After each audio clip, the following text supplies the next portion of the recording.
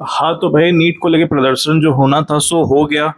जिसकी भावनाएं बच्चों के साथ जुड़ी हुई थी, जो छात्र हित के लिए लगे थे, जो सिस्टम के मारे थे, उन्होंने तो भरपूर समर्थन किया। और जिनको बचाव करना था उन्होंने कहा कि हम ऐसे गलत लोगों का साथ नहीं देंगे जो ब्राह्मणवाद से चाहिए आज़ादी के नारे लगाते हों, जो श्री राम जी पर गलत टिप्पणियां करते हों। देखिए, जब अन्ना हजारे का मूवमेंट हुआ था तब भी हर तरह के लोग उसमें आए थे, ठीक है। अब इसमें ये हो गया कि दिल्ली में जंतर मंतर में आंदोलन है, तो आंदोलन जीपी समाज तो आएगा ही, चाहे आइसा हो चाहे एसएफआई, जितने वामपंथी छात्र वो भी जुड़े। तो इसका मतलब ये थोड़े ही कि उनका हो। और कुणाल कुमार जो कॉमेडियन है, उन्होंने एक टिप्पणी कर दी कि सीता के पति का नाम लेकर नीता के पति का काम कर रही मोदी सरकार। तो इन्होंने खाली बेअदबी इसी बात ही कि सीता के पति, तो सीता माता का शब्द संबोधन नहीं किया उन्होंने, या फिर रिस्पेक्टफुली शब्द नहीं किया, इसलिए उनको श्री राम जी पे अभद्र टिप्पणी लग रही है। लेकिन इसकी वास्तविकता को आप समझो ना, अगर मैं इसको सरल शब्दों में बोलता हूँ जिसमें विवाद ना हो। सीता माता के पति प्रभु श्री राम का नाम लेकर नीता के पति यानी नीता अंबानी के पति अनिल अंबानी का काम कर रही है मोदी सरकार। बताओ क्या गलत है मेरे इन शब्दों में। बंदा कॉमेडियन है, कटाक्ष कर रहा है, कटाक्ष कर दिया, बस एक आध शब्द का हुआ तो आप उसको श्री रामद्रोही घोषित कर दोगे। वही सारा, अब दोनों पक्ष अपना अपना पक्ष तो रख ही रहे हैं, लेकिन हाँ ये आंदोलन हुआ है। और पहली बात तो धर्मेंद्र प्रधान का इस्तीफा होना चाहिए नहीं होना चाहिए तो अलग विषय है, लेकिन हाँ जब सोनम वांगचुक जी अनशन पर बैठे हैं तो शिक्षा मंत्री धर्मेंद्र प्रधान की तरफ से एक डेलीगेशन टीम उनके पास जानी थी, उनको अपना पक्ष रखे, अपनी बात करे, उनको मनाए अनशन ना करे, तो 2-3 बार तो जाना चाहिए था एक डेलीगेशन टीम। उन्होंने नहीं भेजी, उल्टा और बोल रहे हैं टुकड़े टुकड़े गैंग के लोग वहां टफली बजा रहे हैं। लेकिन लोकतंत्र का नियम है ना भाई, मुद्दों में अगर ताकत हो तो भीड़ अपने आप जुट जाती है। और हर कोई सिस्टम का मारा भी 18-19 छात्र जो मरे हैं उसमें मान के चलो यार 20, उसमें लगभग 50% से ज्यादा तो ब्राह्मण है यार। ब्राह्मण वर्ग से चाहिए आजादी से आप डर रहे हो। सरकार को पहले से आशंका थी कि भाई युवाओं का गुस्सा टूटेगा फूटेगा, इसलिए उन्होंने यूजीसी जैसा कानून लाया उसमें, जिसके बाद कैंपसों में योजनाबद्ध तरीके से उनकी टीम भी ने ब्राह्मणवाद से चाहिए आजादी के नारे लगाए। सरकार ने उन पर रत्ती भर भी कार्रवाई नहीं की। उनको पता था आगे चल के विद्रोह होगा, ये लोग भी बैठेंगे तो उसकी छवि हम इस तरह से खराब कर सकते हैं, ये तो बात है। लेकिन जनहित का मुद्दा ना, अब धर्मेंद्र प्रधान इस्तीफा ना दे उसके लिए उनको डिफेंस कैसे किया जा रहा है, क्योंकि वो आरएसएस कोटे के हैं, क्योंकि भाजपा में गुटबाजी इतनी, उसमें सबका कोटा होता है ना, फलाने मंत्री का कोटा, अडानी का कोटा, या फिर आरएसएस का कोटा, इसके हिसाब से मंत्री कार्यकारिणी सब इनका बनता है। मतलब गजब लेवल का आरक्षण है, जातिगत कोटा। तो अब मैं आपको बता रहा हूँ कैसे डिफेंस कर रहे हैं इनको। नीट की परीक्षा एनटीए कराती है तो उसके चेयरमैन प्रदीप कुमार जोशी, उसका इस्तीफा क्यों नहीं मांगा जा रहा? परीक्षा तो पहले भी बहुत लीक हुई है भाई, तो एक काम करो ना, एनटीए को ही ब्लैकलिस्ट में डाल सकती है सरकार। चलो मैं बताता हूँ, क्योंकि धर्मेंद्र प्रधान सालों से पढ़ाया झूठ बकवास सिलेबस से हटाया है।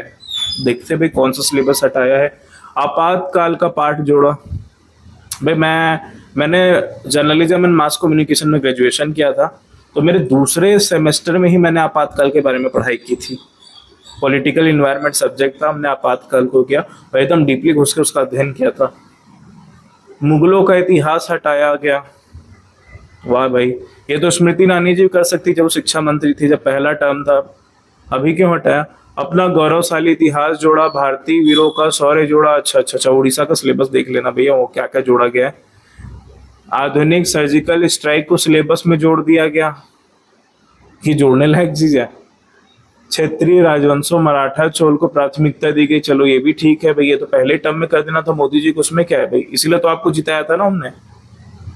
नैतिक शिक्षा आधारित प्रश्न जोड़े, पहले भी जुड़े थे, योग आयुर्वेदिक ये सब जोड़ा गया। चलो वैज्ञानिक सोच पे, वह दिल्ली यूनिवर्सिटी की एक प्रोफेसर है, प्रिंसिपल है, वो ऐसा गोबर लिप रही दीवार में, गोबर से प्राकृतिक वातावरण ठंडा होता है। और गाय गोबर पे रिसर्च करके मध्य प्रदेश के विश्वविद्यालय पता नहीं कितना पैसा डकार गए, इनको होश नहीं है। प्रदीप कुमार जोशी पर सवाल उठाइए, उनको हटाइए, हद है। तो सरकार क्या कर रही है भाई? धर्मेंद्र प्रधान चले जाता सोनम वांगचुक जी के पास, बोलता भाई मेरी कोई गलती नहीं है, हम एनटीए के इसको हटा रहे हैं।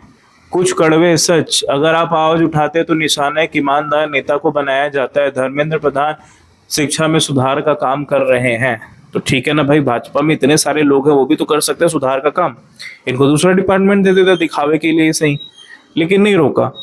जब अन्ना हजारे के पास बार बार डेलीगेशन टीम जाती थी, वो सहमति जताती थी, इसलिए उनका अनशन रुक जाता था, टूट जाता था। लेकिन इन्होंने क्या किया, अब हर तरफ से नहीं निकला, तो उन्होंने संसद मार्च निकाला। ये इन्होंने बाबा रामदेव जी के टाइम भी किया था। खैर, अब पर धर्मेंद्र प्रधान ने तो मिसकम्युनिकेशन किया है। आंदोलन हुआ तो उसको जाना था, डेलीगेशन टीम्स भेजनी थी, और युवाओं का गुस्सा निकलेगा निकलेगा और निकल के रहेगा भाई।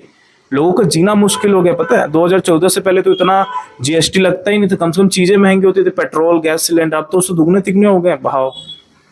सैलरी नहीं बढ़ रही किसी की ना, बस वो सरकारी कर्मचारी है उसकी बढ़ रही है, लेकिन जो निजी वर्कर है वो तो डाउन डाउन डाउन पे जा रहा है। हर चीज में जीएसटी लगी जा रही है मेरे जेकस के। और वो ये धार्मिक लेवल की राजनीति है, इनको आंदोलन में भेज दिया, हिंदुत्ववादी राष्ट्रवादी अलग हो जाएंगे सोचा। तो हमको तो लगता है भाई, अम्बेडकरवादी छात्रों की छवि जब से नरेंद्र मोदी की सरकार बनी तब से खराब की जा रही है सोशल मीडिया में।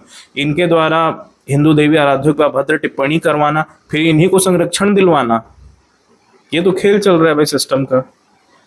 और जनता जब अपने मुद्दे को उठाती है तो एक साथ मंच पे आती है और एक साथ उठाती है। मैं किसी की बात से सहमत हूं या असहमत हूं, लेकिन उसके बोलने की आज़ादी की रक्षा मैं भी करूंगा, वो मेरी करेगा, ये लोकतंत्र है ना। और हम दोनों एक दूसरे के विचारों से असहमत हो, रहन से असहमत हो, लेकिन हम दोनों के एक साथ एक उद्देश्य के लिए खड़ा होने से जनता का हित होता है, तो उसमें कोई बुराई नहीं है। इसे भी समझना होगा हम सबको भाई।